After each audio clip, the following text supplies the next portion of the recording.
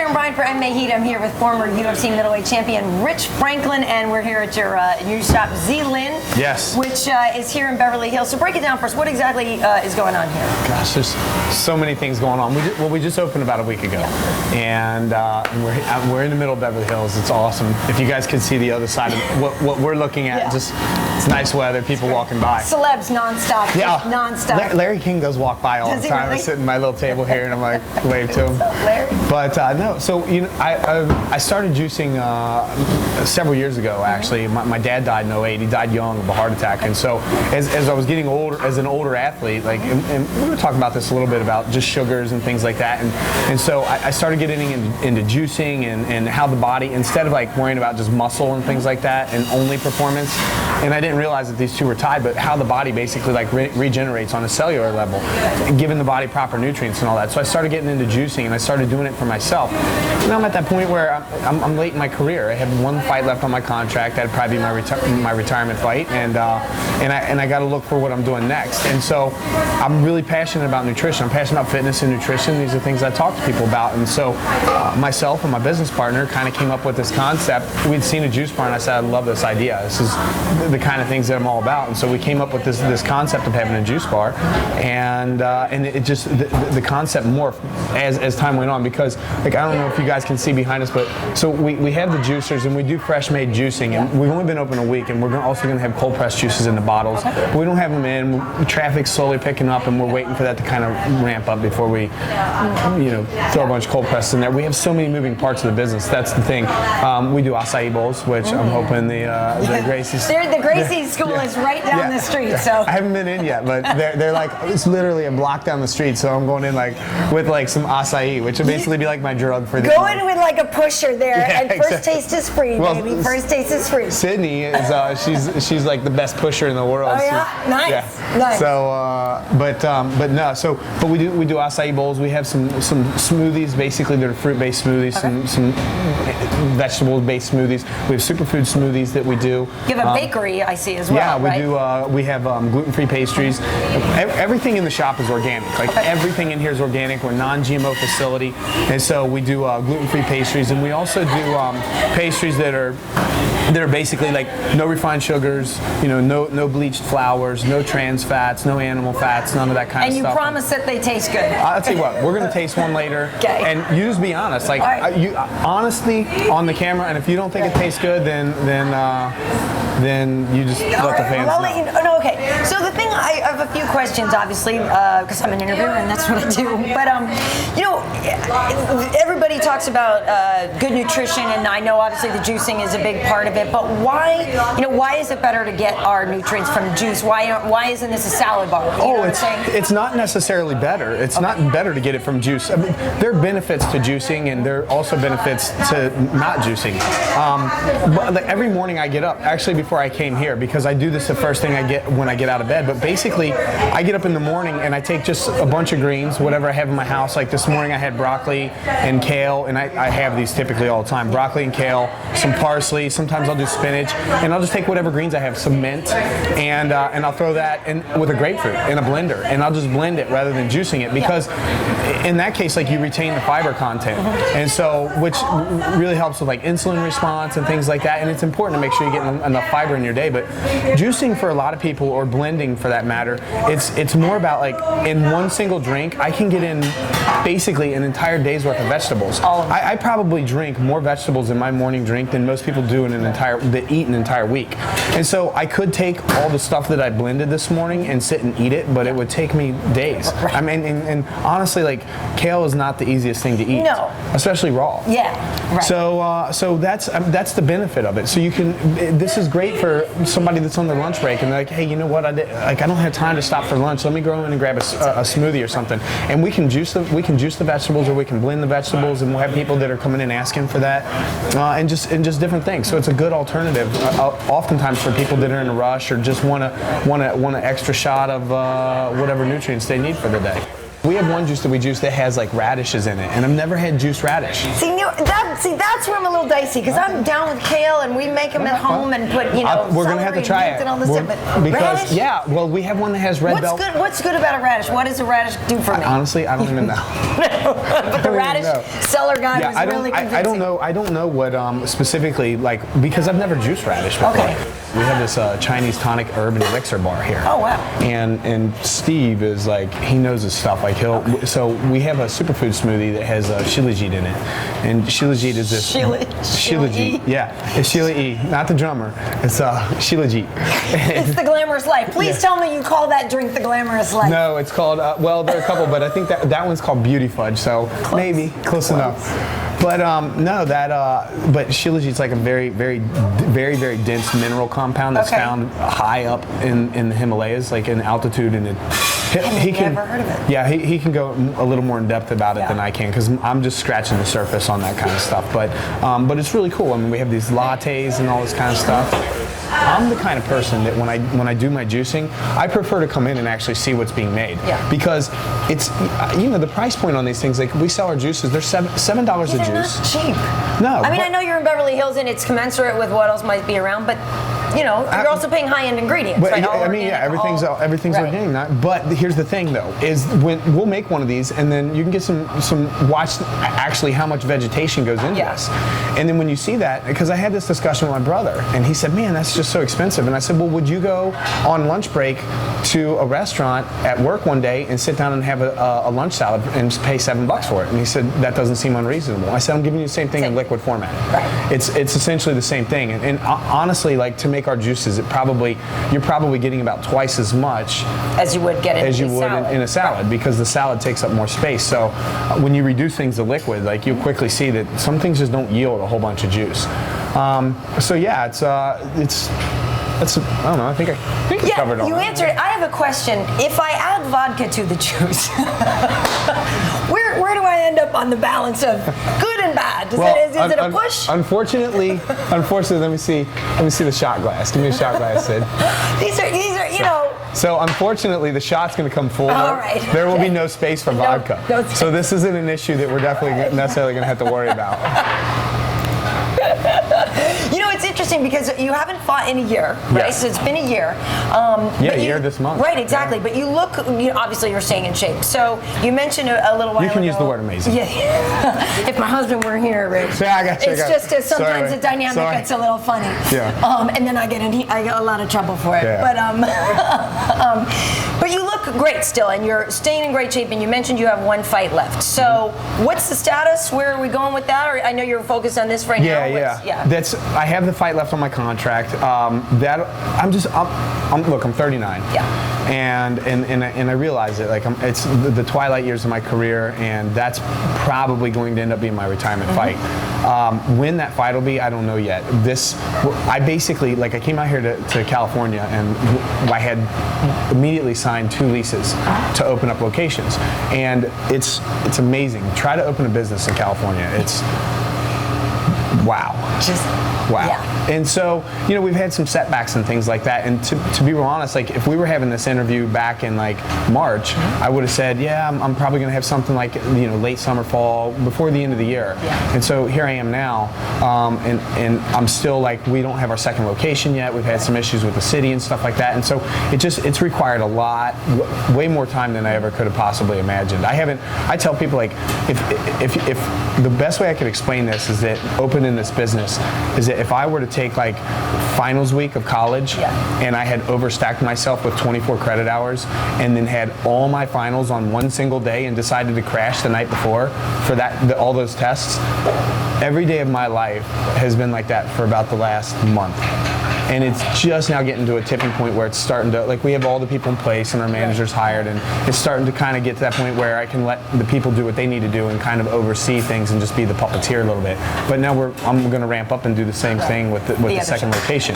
So it may end up being that once we get through some of the issues we have with the city, that's going to move a little bit faster. But I have no idea. So if you were to take a fight, let's say, I mean, because you are still in shape, but obviously in shape and in fight shape are two different things. So how much lead time would you need for a fight? You know, how much? I know a lot of guys that basically they're guys that hold on. What's up, Ari? Good morning. There are. Gonna be the mayor of Beverly Hills. Yeah, she comes in all the time, so she works next door. Oh, okay. So, and I try to greet everybody. No, that's nice. It's very friendly. So, that's that Midwestern nice guy. Exactly, right there. That's exactly. great. I'm bringing a little bit of that to California. Yeah. What was the question? The question was, how much time would you need in advance of a fight? If they said, okay, so today it's November now, and let's say the other store was open, could you fight in March, or would it have to be May? Yeah, you know, I mean, if I was now to say like that, I would probably need, you know, a few weeks to just get back into the swing of things, not necessarily to get into shape, but just to get into the swing of that normal training regimen, because my training is really spotty. Like 1 week I might only train once. I always maintain my fitness, but when it comes to actual fight training, like 1 week I might only grapple one time, and then the next week I might grapple 3 or 4 times, not just grapple, but spar or whatever it may be. And so it's just real kind of spotty here and there.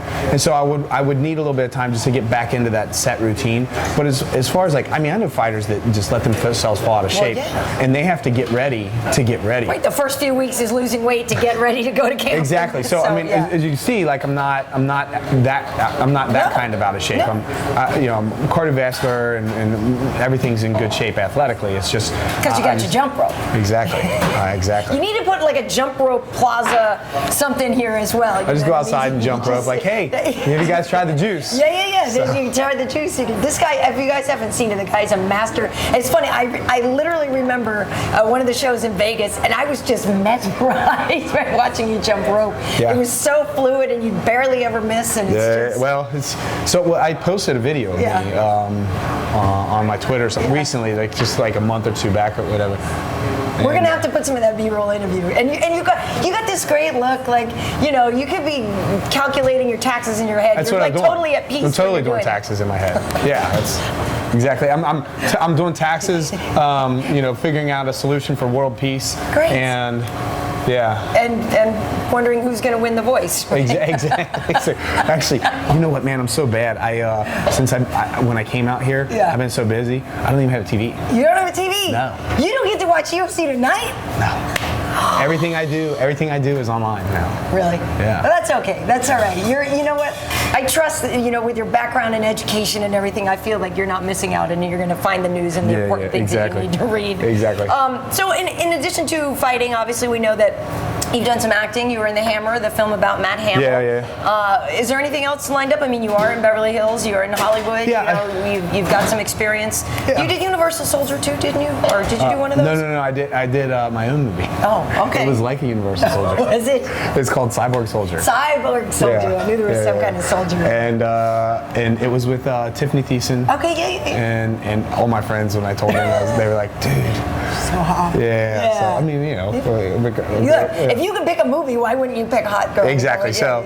And she's a super cool girl too, man. She was fun to work with. And Bruce Greenwood was in that movie. And a lot of people may not recognize that name, but he's a staple actor. Totally. He's Captain Pike in the Star Trek films, and just been in so much stuff. And you want to talk about both he and Tiffany, they're just people of tremendous talent. Yeah. And it's so people talk like, well, you can do acting. I'm like, man, you realize, like, in order to do something like that, like it takes a lot of time to kind of ramp into that. So when I first came out here, I was doing acting lessons, some intensive lessons and things like that, and I had people that approached me and everything, and I kind of pushed that stuff off to the side for this particular thing. And but I have opportunities, and that stuff will come back around. So we'll see. I just I mean, I have opportunities with the acting and with things like commentating and all that stuff. So I mean, who knows? I'm really passionate about this. I don't think this will be the only thing I end up doing, just running the juice bar and whatnot. But and like I said, we already have a second location. We're looking for a third location, and this is something that I plan on building into a brand as well. Well, cool. And like I was telling you before we even started, Fox Studios is literally minutes away. I know. So when you mentioned the commentating and stuff like that, my head is thinking, oh man, it'd be great to have you on. Yeah. Your weigh-in show and stuff like that. Yeah. I've done a couple of them. Yeah. Yeah. So that would be cool. So that would be cool. I have no problem with that. So people shouldn't worry because, you know, sometimes when a fighter goes away for a little while, you know, people think, oh, they've got, you know, issues and problems and stuff. You've just been busy with other stuff. Oh, absolutely. So. I'm not one of those guys that has problems and issues. Yeah. I have solutions. I was the math teacher. I have That's solutions. right. Yeah. That's very clever. Okay. Okay, so what is this? Are you ready for this? I don't know. I'll tell you what. I've been doing a ton of talking. Go ahead, Sid. Tell us what's going on here. I have ginger, wheatgrass, lemon, and cayenne pepper on top. Ooh. So Any sea salt? Did you put any sea salt in there? No, should I? Yes. Always a little, just a touch of it. It actually sounds quite good. It is good. In a good for me pain kind of way. It's gonna heat you up. But it's a good heat. It's a good heat. It's a good heat. All right. All right. All right. And now I have to do it all at once, and then we'll wait. Look, you're gonna go bottoms up on this thing. Bottoms That's the only way. up. Look, you can't be a sipper. All right. You ready? Yeah. Oh my. Oh, that's good. Wow, that's good. See? Look at. All right, this one's for you. Wait. Oh, that's good. Back your throat on fire, though, isn't Yeah, that? it's a little bit. Yeah. She's trying to pretend like it didn't bother. No, but that's really good. Let's see, her eyes are watery a little bit. They're watering a little bit. You know what I like too is it kind of like the ginger. Like, you know, if you're eating your sushi and you get the ginger or a little bit too much wasabi, it's that little bit of a. Yeah, you're like, whoa. Yeah, but it's my mouth is sweating, but it's a good sweat. No, absolutely. No, like I feel literally because I do eat a lot of spicy food, but that's good. So what it's do you think? Really good, right? Great metabolizer. Thanks, Sid. Appreciate it. This shot, I designed. This is my shot. Good. This is my shot, and it's the wheatgrass is very, very alkaline. It's good for bringing up the alkalinity in your system. The ginger is and the cayenne. They're both good metabolizers. Ginger is good as an anti-inflammatory in the body. It just helps with inflammation and stuff like that. And you're gonna feel like you took, and you got a little bit of lemon in there as well, and then the cayenne and sea salt. And there's some medicinal effects to that as well, but it helps offset the taste a little bit. But you're gonna have some energy. Good. And it's gonna pick you up. It's good. I liked it. Yeah. All right, well, let's make some more things. Okay, so this one is this is what's the root yourself. Root yourself. Okay, now remember, it has radish in it. The first time I tasted this, I'd never had radish juiced. Okay. So it's kind of like one of those things, like if I have you smell peanut butter and then I give you a piece of lemon and you're blindfolded and you're like, what is that? then what is right? Yeah. So. Okay. Let's go. Sip. You can just sip this one. This is one? not a shot. This is a juice. Very good. Very good. Wow.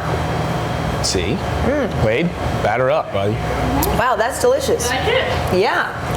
So when we were talking a little earlier about fighting and you have one fight left, you know, a lot of the guys that you fought with are already done.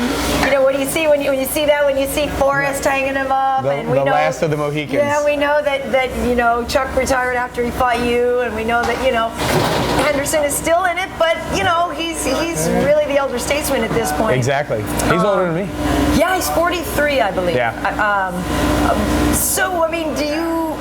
I know, you say you don't have a TV, and obviously, though, it is your sport. I'm curious what you think of it now. Like, it's growing so big, and obviously the deal with Fox is huge.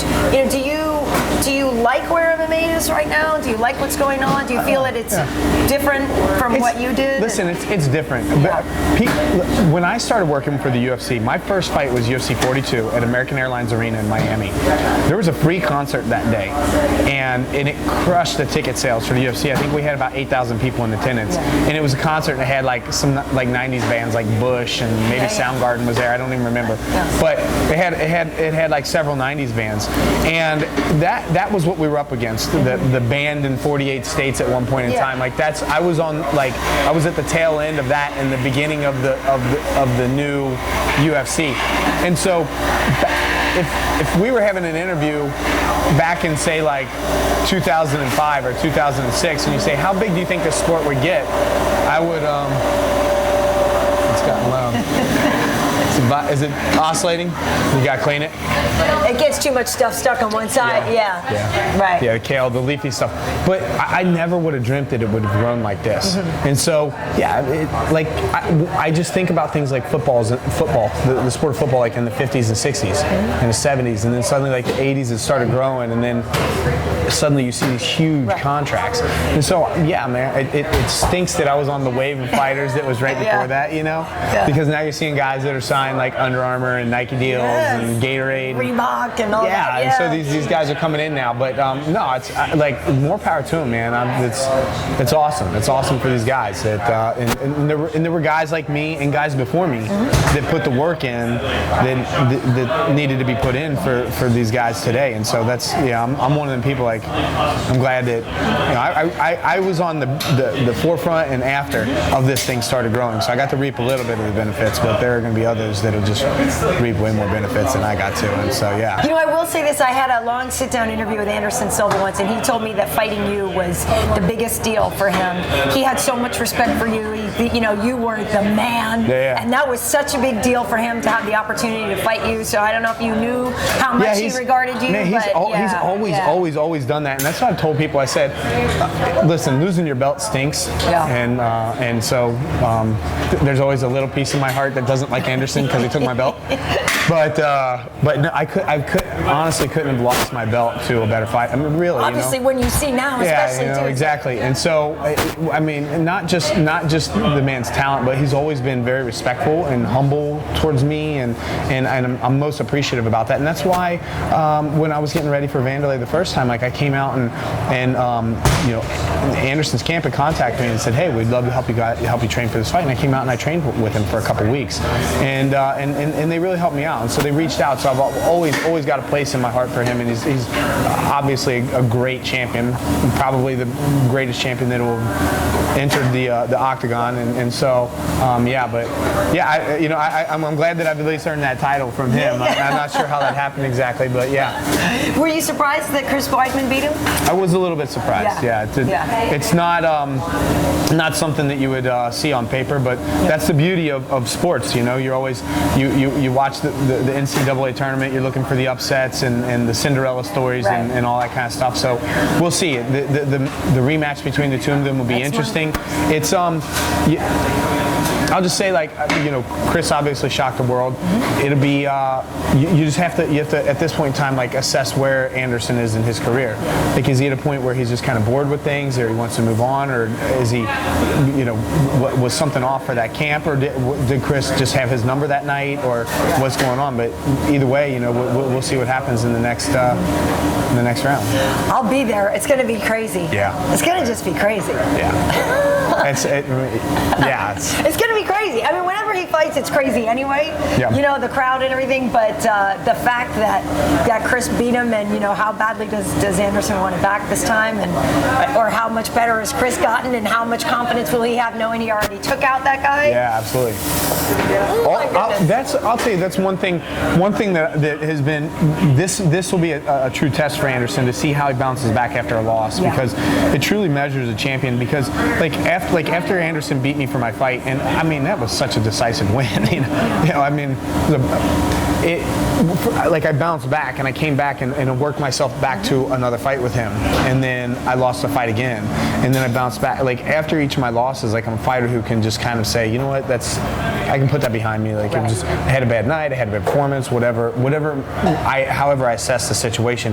And I always talk to like young fighters about this, like that lose and stuff. Like you have to be able to have like a bit of amnesia, both on the winning side and the losing side of this thing. Because on the winning side, if on the losing side, you need to be able to forget a loss to be able to move on and to be successful in your next fight. But on the winning side, you need to be able to forget a win so that you don't get stuck in this pattern of like, well, I'm unstoppable.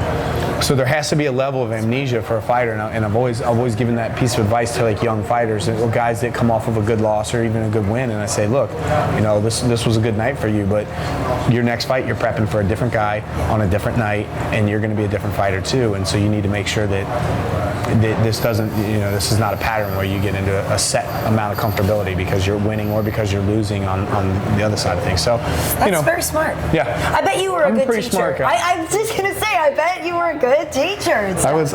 That's. You know, you had a lot of girls trying to. How old were the girls that you taught though? They were young, right? Or did you teach high school? I taught high school. In my first year of teaching, I was 22 at the beginning of the year. I turned 23. Not good. And I had a 19-year-old senior in my class, and she I'm 23. Yeah. Okay, which one did we? This is the Hail to Kale. Hail to Kale. Hail to Kale. This will be good. So this Hail is to Kale, kale, pineapple, It's a little pineapple, sweeter because there's turmeric, Yeah. celery, and radish. Got one over there. No, does this have radish in it? Yeah. Oh, the other one didn't. Yeah, the other one didn't. No, this one does. Yeah, this one does. Maybe I'm confused. Oh, that's good too. That's good. It's sweet from the pineapple. Yeah, that's good. The pineapple is what's the most in the So you say that that you chemically respond to Yes, chocolate, but I chocolate's do. actually it's a natural aphrodisiac. And so we one of the smoothies that we originally, it's not on the menu, and we may end up adding it to the menu, but we called it Love Potion. Okay. Love Potion number 9. This one is gluten-free and vegan? Gluten-free and vegan. Okay. You got it. Hold on, There's the napkin right there. That's good. Does it not change your mind about vegan Doesn't pastries? taste gluten-free, does it? No, that It's not frosting soggy at all. That frosting is fantastic. But if you just try just the cake by itself, because most gluten-free items are Right. very dry kind and cardboardy right, and all that. cementy, like a. But it's wet. It's moist. Oh, that's good. Yeah. So that's vegan gluten-free. So That's good. If you never tried, basically on my cheat days, it's cool now because if I decide that I want a cupcake for a cheat day, I can come here and I can get the healthiest cupcake possible. That's really good. Look at a shot of this beautiful acai bowl. With agave on the top. You That's wanted my the agave? girl. You know I'm down with the agave. yeah. All right. Wow. And this is a meal. You can. Yeah. Wow. Okay. The acai is not too sweet, Oh, that's good. so you depend on a little bit of the agave on top, some of the granola, and then the fresh fruit. Blueberries, agave. Wow. You like it? I do. You like it better than this? Well, I don't know. Wait a minute. Do we have, I don't know. You know what? We could have put cacao on top of it. Oh, I can still put cacao. No? No, this is perfect. Wow, that's really good. Yeah. I'll be the Yeah. I'll be the chocolate in the mix here. Yeah, she's gonna eat all that before you get a chance. No, You I know am. that. She's like, keep running the camera. Keep running the camera. I want to interview Right, you right. eating this whole Right. bowl. I think you need to put money in the meter. No, that's delicious. I'll save some for you. But Thanks, bud. congratulations. I'm really excited for you. Thank you for taking the time to show us around the place today. And Always. I'll definitely be back. So thank you very much. Yeah, it's my pleasure, man. You guys are out here, so Yep. I expect you to come in and be like, you need to be like, hey, you know what? I'm going into the office. I'm going into Fox today. I need to bring gluten-free cookies in for everybody. You hear that? Yes. Listen, Kenny, if you don't get any gluten-free cookies, it's because she's eating them all on the way there. And we have vegan ones too, so you just tell her what she needs to get.